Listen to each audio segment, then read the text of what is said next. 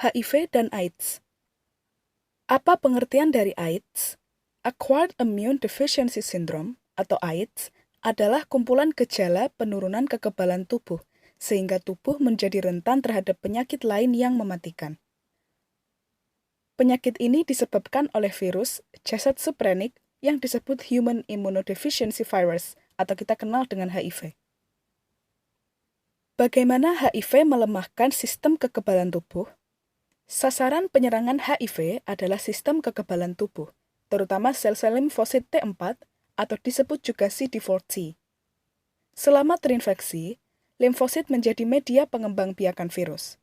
Jika sel-sel ini mati, virus akan dengan bebas menyerang sel-sel limfosit T4 lainnya yang masih sehat. Akibatnya, daya tahan tubuh akan semakin menurun. Akhirnya, sistem kekebalan tak mampu melindungi tubuh. Ini akan membuat kuman penyakit infeksi lain, kadang disebut infeksi oportunistis atau infeksi mumpung, akan masuk ke dalam tubuh dan menyerang tubuh penderita. Bahkan, kuman-kuman lain yang jinak tiba-tiba bisa menjadi ganas. Kuman itu bisa berupa virus lain, bakteri, mikroba, jamur, ataupun mikroorganisme patogen lainnya. Jika sudah begitu, penderita bisa saja meninggal karena TBC, diare, kanker kulit, infeksi jamur, dan lain sebagainya. Bagaimana mengidentifikasi atau ciri-ciri seseorang yang mengidap HIV? Sejak tertular sampai dengan mendapat infeksi oportunistis, tidak mudah menyatakan seseorang mengidap HIV hanya dengan melihat secara fisik. Penyakit ini secara dini hanya bisa diketahui jika dilakukan dengan pengujian di laboratorium. Pengujian dilakukan dengan mengukur adanya zat anti atau antibodi dalam darah penderita. Dalam hal ini, seseorang yang tertular HIV melampaui tahapan atau stadium sebagai berikut. 1. Stadium inkubasi. Virus menginfeksi tubuh dan bersembunyi dalam sel darah putih. Umumnya, belum ada gejala apa-apa. Sebagian orang mungkin merasa lelah, kehilangan selera makan, sedikit pembekakan pada kelenjar getah bening. Pada masa ini, HIV dalam darah belum dapat ditentukan. Namun, penderita sudah bisa menularkan HIV ke orang lain. 2. Stadium awal atau window period. Sesudah 3 hingga 6 bulan, baru pemeriksaan darah tersebut akan menunjukkan tanda HIV positif atau disebut seropositif. Seseorang yang seropositif HIV kemungkinan akan tetap sehat atau hanya menderita tanda atau gejala sakit biasa. Terkadang, penderita hanya mengalami pembengkakan kelenjar getah bening, penurunan berat badan, berkeringat, diare, dan beberapa infeksi ringan. 3. Stadium tenang. Masa ini umumnya berjalan sekitar 2 hingga 10 tahun, rata-rata 5 tahun. Pada masa ini, penderita secara fisik mungkin kelihatan normal atau hanya sakit ringan yang umum. Namun, secara perlahan HIV akan menghancurkan sistem kekebalannya.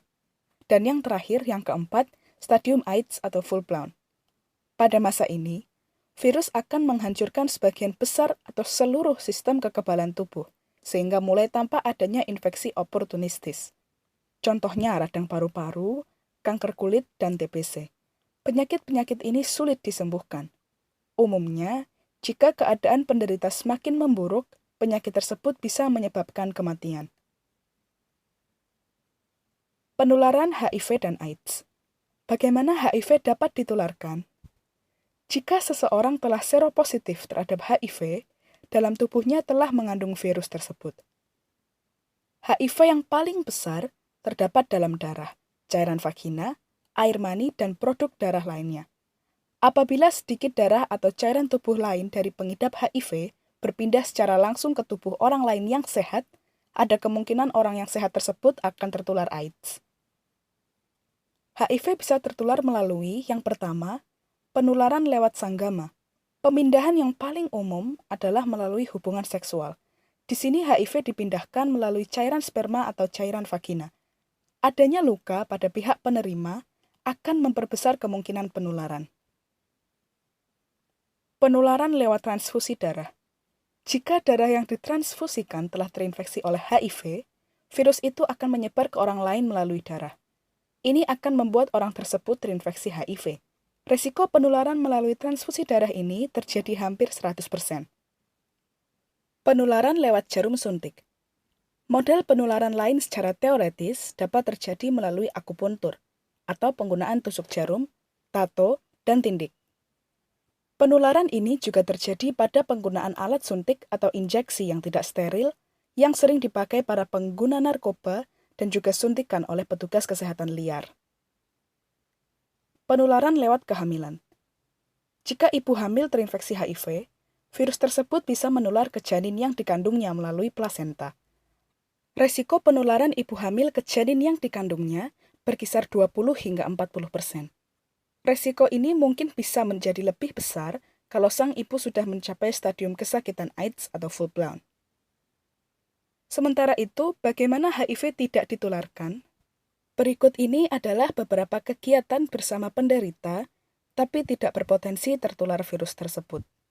Berjabat tangan dengan para penderita AIDS, memberikan P3K dengan prosedur yang benar, bermain bersama dengan pengidap HIV, berciuman tanpa kontak cairan mulut atau darah dari luka, tidur bersama penderita AIDS, digigit nyamuk atau serangga, bertukaran pakaian atau barang lain milik pengidap HIV, buang air di WC umum, berenang bersama dengan para penderita AIDS, anak yang digendong oleh pengidap AIDS, naik bus yang penuh sesak dengan para penderita AIDS, percikan ludah, batuk atau bersin dari penderita AIDS, merawat pengidap AIDS sesuai dengan prosedur yang benar, makan dan minum bersama dengan pengidap AIDS. Perlindungan terhadap AIDS. Bagaimana melindungi diri dari penularan AIDS? Abstinence, alias puasa, bagi remaja yang belum menikah. Be faithful alias setia dengan pasangan hidup bagi mereka yang sudah menikah. Kondom alias kondom bagi mereka yang berada dalam keadaan-keadaan khusus seperti para suami yang tidak kuat berpuasa. Tambahan perlindungan yang sangat penting untuk mencegah penularan HIV. Hindari transfusi darah. Hindari pula suntik-menyuntik. Berhati-hati dan selalu waspada dalam menolong orang luka dan berdarah. Bila ada suatu tanda atau gejala yang meragukan, secepatnya periksa ke dokter.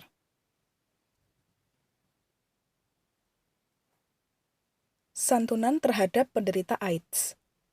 Bagaimana sebaiknya sikap kita terhadap pengidap HIV dan AIDS? Semua harus bersikap biasa tanpa membedakan, seperti sikap kita terhadap orang yang sehat atau penderita penyakit lain. Semua hal dapat dilakukan bersama penderita AIDS, kecuali kegiatan yang menyebabkan adanya pemindahan atau kontak darah atau cairan tubuh lain dari pengidap HIV dan AIDS kepada orang lain. Sikap membedakan, apalagi memusuhi, akan menyebabkan penderita tertekan. Akibatnya, mereka bisa saja terdorong untuk menularkan penyakit secara tak bertanggung jawab. Maka dari itu, penderita HIV dan AIDS membutuhkan dukungan agar mereka memiliki kepercayaan diri dan mampu berbuat banyak bagi masyarakat. Bagaimanakah merawat penderita HIV dan AIDS? Kita harus tetap memperhatikan prosedur P3K ketika melakukan perawatan kepada penderita. Penderita AIDS dalam stadium berat perlu dirawat oleh tenaga kesehatan yang telah berpengalaman. Untuk perawatan di rumah bagi penderita yang tidak berat, harus dilakukan dengan hati-hati agar tidak tertular. Bagaimana cara mengobati penderita AIDS? Apa itu obat antiretroviral? Sebagian besar infeksi oportunistis dapat diobati, bahkan dicegah dengan obat yang tidak terlalu mahal dan tersedia secara luas. Saat ini sudah ada obat yang cukup canggih yang dapat memperlambat kegiatan HIV menginfeksi sel yang masih sehat. Obat ini disebut sebagai obat antiretroviral. Dalam mengonsumsi obat HIV, tidak boleh dengan satu jenis obat saja. Sedikitnya kita harus memakai kombinasi dua jenis obat. Agar terapi ini dapat efektif untuk jangka waktu lama, sebaiknya kita memakai kombinasi 3 obat. Terapi ini disebut sebagai ART atau singkatan dari terapi antiretroviral. Sementara itu, berapa harga ARV atau antiretroviral? ARV dulu memang sangat mahal, namun belakangan ini harganya terus menurun. Pada Oktober 2003, harga kombinasi 3 obat generik sebesar Rp300.000 per bulan dan ada kemungkinan akan turun lagi. Meski begitu, harga ini masih di luar kemampuan sebagian besar penderita AIDS. Kapan seorang pengidap HIV perlu diobati dengan ARV? Jika masa AIDS telah tiba, hal ini dapat dilihat dari jumlah CD4 yang mencapai angka di bawah 200. CD4. Kerusakan yang disebabkan infeksi HIV adalah sel darah putih yang disebut sel CD4 yang merupakan bagian dari sel limfosit. Sel ini sangat penting bagi sistem kekebalan tubuh. Jika jumlahnya kurang, sistem tersebut menjadi terlalu lemah untuk melawan infeksi. Bagaimana menghitung jumlah CD4? Untuk mengetahui jumlahnya, hanya bisa dilakukan melalui tes darah khusus. Jumlah yang normal pada saat sehat adalah 500 hingga 1000. Setelah terinfeksi HIV, jumlah ini biasanya terus turun. Jadi, jumlah ini mencerminkan kesehatan sistem kekebalan tubuh seseorang.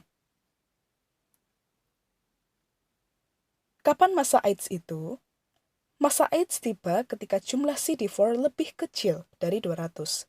Pada tahap ini, status sistem kekebalan tubuh dapat dikatakan rusak dan membuat infeksi oportunistis akan menyerang tubuh. Untuk mempertahankan jumlah CD4 dalam batas normal, pengidap HIV dapat mengonsumsi ARV.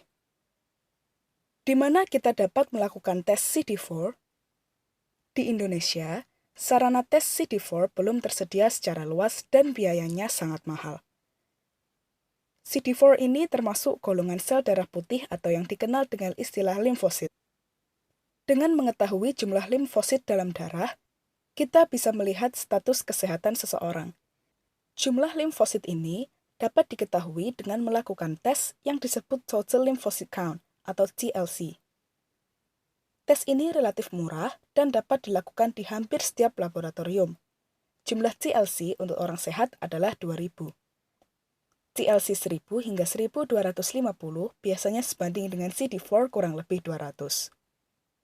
Berapa kali orang HIV positif melakukan tes CD4 atau TLC? Orang HIV positif dianjurkan untuk melakukan tes CD4 atau TLC setiap 6 bulan sekali.